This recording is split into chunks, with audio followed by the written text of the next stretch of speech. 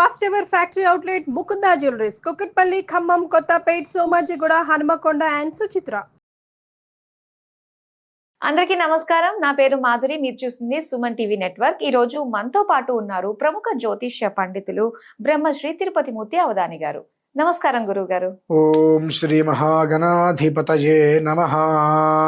గురువు గారు, దగ్గరలోనే షష్టగ్రహ కూటమి ఉంది. ఆ మర్నాడే మళ్ళీ ఉగాది ఉంది. దాని ఎఫెక్ట్ సంవత్సరం అంతా పడుతుందా, అసలు ఎలా ఉండబోతుందో అని చెప్పి చాలా మంది ఎదురు చూస్తున్నారండి. మాకు ఎలా ఉండబోతుంది అని. అయితే షష్టగ్రహ కూటమి వల్ల ఏ రాసుల వారికి ఎలాంటి అనుకూల ప్రతికూల ఫలితాలు రాబోతున్నాయన్నది తెలుసుకోవాలనుకుంటున్నాం గురుగారు.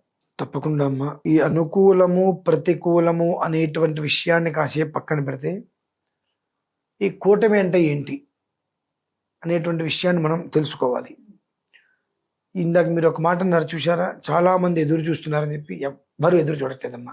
ఉంటే వస్తుంది, పోతే పోతుంది, ఉంటే ఉంటాం, పోతే పోతాం అనే స్టేజ్లోనే ఉన్నారు తప్పితే వచ్చేటువంటి దాన్ని తప్పించుకొని మార్గాంతరాలు వెతుక్కొని జీవితాన్ని నిలబెట్టుకుందాం అనేటువంటి ఆశ ఆలోచన చాలా తక్కువ మందికి ఉందమ్మా. బయట చూస్తున్నాం కదా, వచ్చిందా, వచ్చింది, ఏం చేస్తాం, రాలేదా, ఆయన చెప్పిన తప్పు కాబట్టి రాలేదు.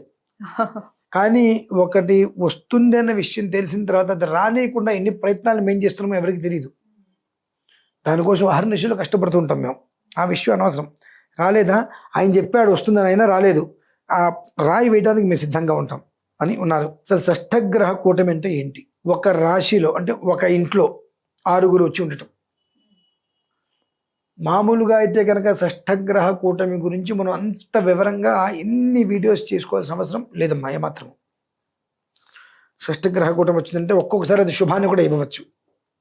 కాబట్టి ఇన్ని రకాలుగా వీడియోస్ చేయాల్సిన అవసరం లేదు. మరి ఎందుకు చేస్తున్నారండి? జనాల్ని మభ్యపెట్టడానికి చేస్తున్నారా? అటువంటిది అనుకోండి. ఈ యుగాది ఏదైతే ఉందో, ఈ యుగాదికి నవనాయకులు, నవగ్రహాలు ఏవైతే ఉంటాయో అది కొన్ని ఫలితాలు ఇస్తుంటాయి. పాపగ్రహాలు, శుభగ్రహాలు అని.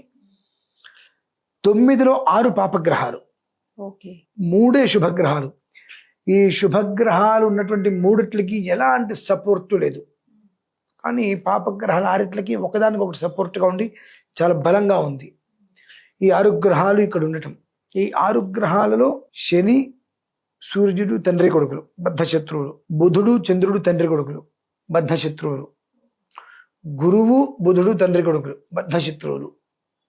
ఈ గురువు ఇంట్లోగా వీళ్ళందరూ ఉంది. అలానే శుక్రుడు కూడా ఇక్కడే ఉన్నాడు. గురువు, శుక్రుడు ఇద్దరు శత్రువులు.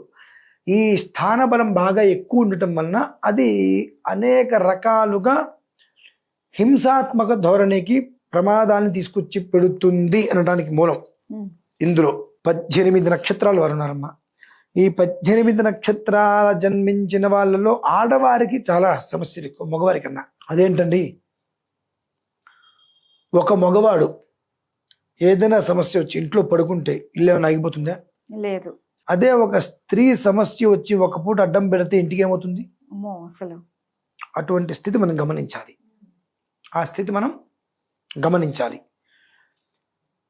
ఈ 18 నక్షత్రాలు ఏమేంటవి? ఆరుద్ర, స్వాతి, శతభిషం, భరణి, పుబ్బ, పూర్వాషాఢ, రోహిణి, హస్త, శ్రవణం, ఆశ్లేష, జ్యేష్ఠ, రేవతి, కృత్తిక, ఉత్తరాషాఢ, పుష్యమి, అనురాధ, ఉత్తరాభాద్ర. ఇవి 18 నక్షత్రాలమ్మా. ఈ 18 నక్షత్రాలలో జన్మించిన వారు మాత్రం చాలా అంటే చాలా జాగ్రత్తగానే ఉండి తీరాలి, మెలకువతో ఉండి తీరాలి. ఇందులోనూ గర్భవతులు చాలా జాగ్రత్త. ఎందువల్లంటే షష్టగ్రహ కూటమిలో తర్వాత మర్నాడు వచ్చే ఉగాది స్థితిలో 6 గ్రహాలు పూర్తిగా కూడా నెగిటివ్ అనేటువంటిది ఇవ్వబోతున్నాయి. ఆ నెగిటివ్ మనలాంటి వాళ్ళకి ఇస్తే మనం కొద్ది గొప్ప తట్టుకోగలుగుతాం. కానీ భగవంతునికి ఒకటే నమస్కారం చేస్తా, గర్భవతులకి మాత్రం ఎలాంటి అపకారము జరగవద్దు అని. ఎందువల్లంటే ఆ స్త్రీ గర్భవతి అయిన తర్వాత అనుక్షణం ఆ పుట్టే పిల్లల కోసం తాపత్రయపడుతూ ఉంటుంది, చూసుకోవాలని చెప్పి ఎంతో ఆనందపడుతుంటుంది. ఏదన్నా జరగరాంది జరిగితే ఆమె బాధ వర్ణనాతీతమమ్మ. ఎవరికి రాదు, ఎవరు పడకూడదు బాధ. అంటే వాళ్ళకి ఎలాంటి అగ్గచాట్లు ఇబ్బందులు పడకుండా మనలాంటి వారికి ఏదైనా అటు ఇటు వచ్చినా కింద మీద పడి మనం సర్దుకోగలుగుతాం. భగవంతుడు ఆ ఓపిక కొద్ది గొప్ప ఇచ్చాడు కాబట్టి అదొక్కటి నేను కోరుకుంటా. కానీ ఈ 18 నక్షత్రాల వారు మాత్రం చాలా జాగ్రత్తతో కూడి ఉండాలి. 2, ప్రమాదం అనేటువంటిది గత 24-30 రోజుల నుంచి భరణి, పుబ్బ, పూర్వాషాఢ, రోహిణి, హస్తాశ్రవణం, మాస్త్రేష, జ్యేష్ఠ, రేవతి ఈ 9 నక్షత్రాల వారు మాత్రం చాలా ఎక్కువగా అనుభవిస్తున్నారు. ఏదైతే చేతికి వస్తుంది మనం నిలబడతామో అంటావో అవన్నీ కూడా బురదలో పోసిన పన్నీర్ అయినట్టుగా అన్ని చేతుల వరకు వచ్చి రేపు ఉదయానికల్లా మన ఇంట్లో అన్నీ ఉంటాయి, ఉదయానికి అన్నీ వెనక్కి వెళ్ళిపోతాయి కంప్లీట్గా. అంటే ఒక రకంగా చెప్పాలంటే కొంతమంది అండర్ గ్రౌండ్ కూడా వెళ్ళిపోయే స్టేజ్ వచ్చేసింది. అంతటి భయంకరమైనటువంటి సిచ్యువేషన్స్ ఈ 9 నక్షత్రాల వారు అనుభవిస్తున్నారు. భగవంతుడి యొక్క అనుగ్రహం వల్ల ఒక మోస్తరి ఈ ఉగాది నుంచి 9 నక్షత్రాల వారికి ఊపిరి పీల్చుకోవడానికి కూడా ఒక అవకాశం ఉండవచ్చు. కానీ ఇప్పుడు గడిచినటువంటి 24-30 రోజులుగా మాత్రం మామూలుగా జరిగిన వీళ్ళ పరిస్థితి దినదిన గండం 100 ఏళ్ళ దర్శనం ఆ స్థితిలో అయిపోయింది. మొత్తం సెట్ అయిపోయింది, రెడీ, మొత్తం తక్కువ రోజు అయిపోయింది. ఏం లేదు, అన్ని డోర్లు మూసుకుపోయే స్టేజీ. చిన్న రంధ్రం దొరికితే ఆ రంధ్రాన్ని జాగ్రత్తగా పెంచుకుంటూ వీటి దాన్ని పెద్ద తీసుకొని ఆ వెలుతురు తీసుకొని ఊపిరి తీసుకొని వీళ్ళు మళ్ళీ కొత్త జీవితం ప్రారంభం చేసే స్టేజ్లో. ఇందులో కొంతమందికి శస్త్రచికిత్సలు లాంటివి ఏదైనా జరిగేటువంటి అవకాశాలు కూడా ఈ పాటికి జరిగి ఉండాలి ఈ నక్షత్రాలలో, ఈ 9 నక్షత్రాల్లో. కనుక వీరందరూ కూడా కొన్ని రకాల ఉపశమనాలు చేసుకోగలిగితే అది సుఖంగా ఉంటుంది. అదేమిటి అంటే కామాక్షి అమ్మవారమ్మ, ఎక్కడ, గౌహతి, అస్సాం. ఆ కామాక్షి అమ్మవారి ఆలయంలో 28వ తారీఖు రాత్రి కొన్ని విధానాలుగా గౌరీ గంధర్వ ఆరాధన చేసుకొని అక్కడ నిద్ర చేసి మర్నాడు మహామంత్ర యంత్ర తంత్ర విషమూలికాది ప్రయోగ ఉపసంహారములకి సంబంధించినటువంటి మహామంత్ర ప్రయోగాల్ని కూడా పూర్తి చేసుకొని అమ్మవారిని దర్శనం చేసుకొని కొన్ని రకాల బలిహరణలు అంటారమ్మ, అవి ఇచ్చుకొని కంచి బయటికి రాగలిగితే 45% బయటపడతాం. 65 పడతాం, 75 పడతాం, 95 పడతాం అనే మాట పచ్చి అబద్ధం. 45% మనం బయటపడ్డామంటే నిజంగా మన అదృష్టవంతులేమ్మా. దానికే కాస్త ఉపశమనం ఫీల్ అవుతాం అన్నమాట. చాలా. 45% బయటపడ్డారంటే అమ్మయ్య నాకు ఇబ్బంది లేదు ఇంకా అనేటువంటి స్థితి మనకు ఏర్పడుతుంది. ఆ రకంగా ఊబిలో అలా చిక్కుకుపోయే స్టేజ్ ఉందమ్మా. 28వ తారీఖు బయలుదేరి గౌహతి వెళ్ళి, మేము వెళ్తున్నాం అమ్మా 28వ తారీఖు ఉదయం బయలుదేరి గౌహతి వెళ్ళి అక్కడ ఆ రోజు రాత్రి మంత్రప్రయోగము తంత్రప్రయోగములు 2 విధానాలుగా ప్రయోగములను పూర్తి చేయించి కొన్ని రకాల బలులు కూడా ఇప్పించి మర్నాడు సాయంత్రం బయలుదేరి మళ్ళీ హైదరాబాద్కి రావడం జరుగుతుంది.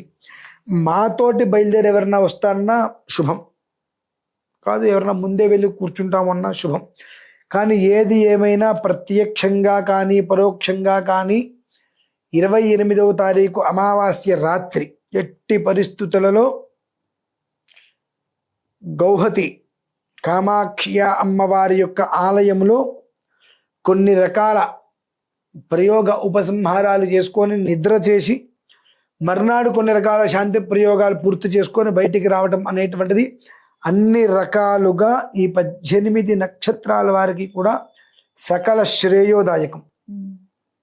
మేం దేనికి వెళ్తున్నాము అంటే 2 విధానాలు. ఒకటి, ఈ 18 నక్షత్రాల్లో జన్మించిన జాతకులకు ఏదో మంచి జరగాలని మేము వెళ్ళట్లేదమ్మా. ఈ 18 నక్షత్రాలకు శాంతి చేయడానికి వెళ్తున్నాం. ఓకే.